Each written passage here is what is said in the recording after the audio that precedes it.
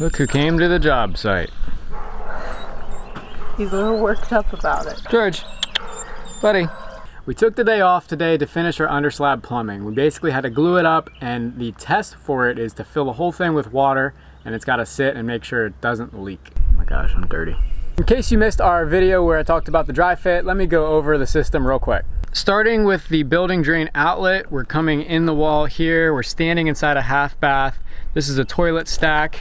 As we move up, we have our main vertical drain stack here. This is the stub out for the sink for this half bath. It goes along with the toilet.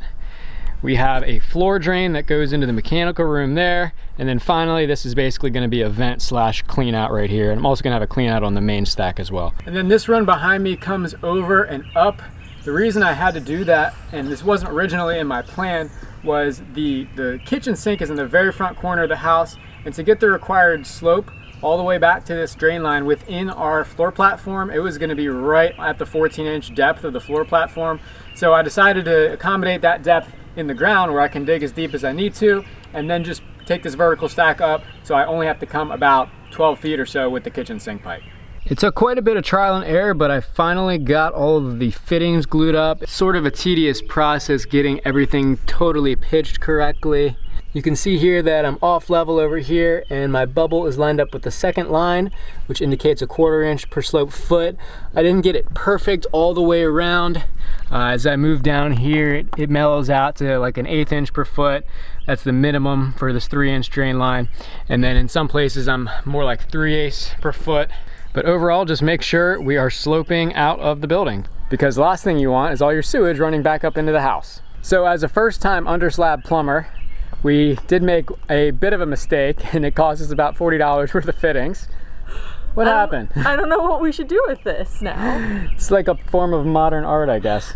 Should we display it? Probably could make house? a coffee table or something out of this. Oh gosh, please no. So here's what went wrong here. That's the building outlet. As you come in, this is that toilet stack. And as I was setting the line here to go out to the kitchen, can actually see it if you sight right down the pipe. I accidentally didn't make sure that this toilet stack was pitched correctly. It was pitched the opposite way because I had nudged it. And so I thought it was pitched correctly, and when I set this thing, it's basically pointing upwards. You can kind of see it by this angle, but basically it was not gonna jive with the pipe that was going into it.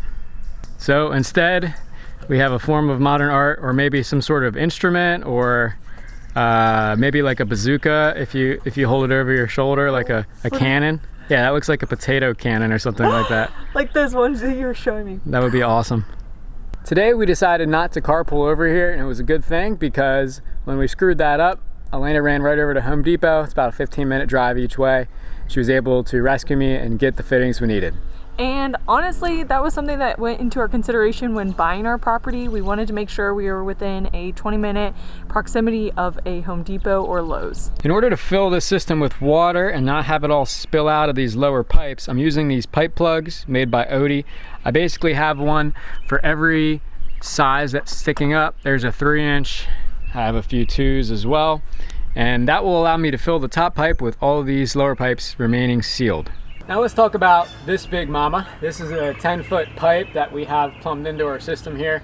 And I'm gonna fill this thing with water all the way up to the very top.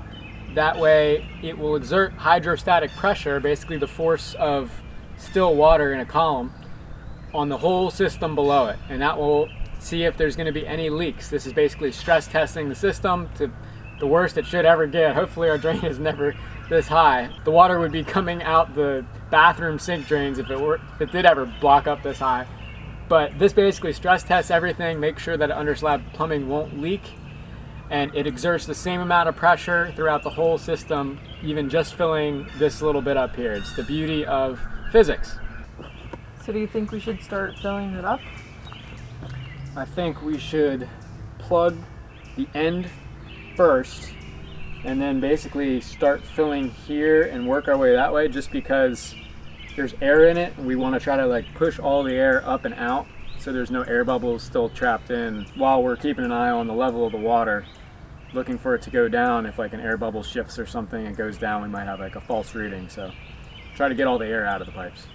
So start down here and then fill that last? Yep, we'll fill that. Yeah, I mean, we can only fill up to basically this level from down here.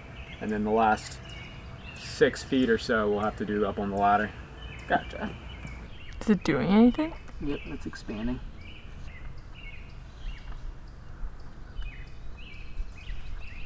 Tight. There we go. All right, the moment of truth. I hope this holds. Bucket number 2. How many buckets will we go through? Momentum is back up is what he says. We had a rough couple of weeks there, not gonna lie. Took about 2 weeks off of working here at the site. We both were feeling pretty down from the concrete situation, and we just needed some time to recharge and focus on other things. We back, baby, we back. Back in action. Alex is gonna sleep good because he's gonna be super sore from today. Muscle man. Bucket number 3. Oh yeah, look at that water. Right there at the top. But that was strange. Did it push any out? No. Lift it up. Yeah, you just pushed it back down into the pipes, I guess. Yeah, that's so weird.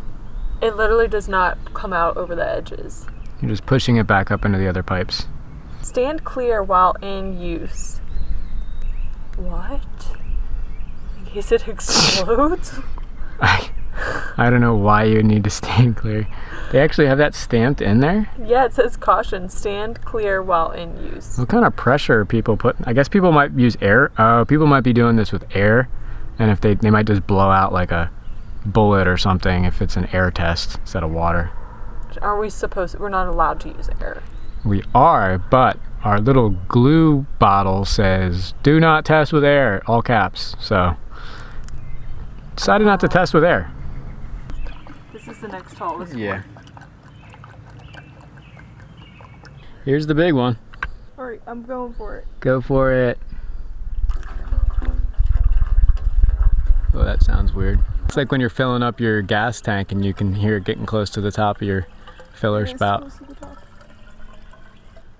Bazinga! Oh my gosh, perfect. There it goes. Zip tied this vertical pipe to the ladder. It seemed to work. The only downside was that when I was walking down the ladder, it was shaking the pipe, so I had to be super careful, and Alex held the pipe so that the water didn't come out of the top. Fast forward to a new day, and we have some good news to share. The plumbing inspector has come and left, and he's approved both our underslab plumbing and our foundation wall at the same time. So we are ready to move forward with the project. I checked up on the pipe as soon as I got here, and the level had fallen about 3/4 inch since the day before. I'm thinking that might have either been just an air bubble settling up through the system, or maybe overnight there's some wind, and we did have the water like right at the top of the pipe. So I'm going to just keep an eye on that. I'm going to keep it full of water. I'll put a cap on the top to make sure that nothing is splashing out of the top, but leave it loose enough that air can get down if it needs to. But overall, just keep an eye on that. I really don't want any leaks in the system, because after we put this concrete down, there's going to be no more getting to them. If I do see the water level continue to drop, I'm going to wait till a good dry day, uncover all these joints, and make sure that none of them are dripping. But that is essentially the story for the hydrostatic test of our drainage system. If you have any questions, be sure to leave them in the comments. Thanks for following along with the build. Still a ton more to come, obviously. We will see you next week.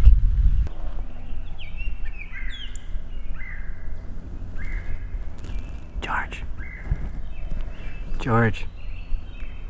He's out. You okay, George? You okay, buddy? Buddy? Oh, oh! Oh my gosh, you're in a sound sleep.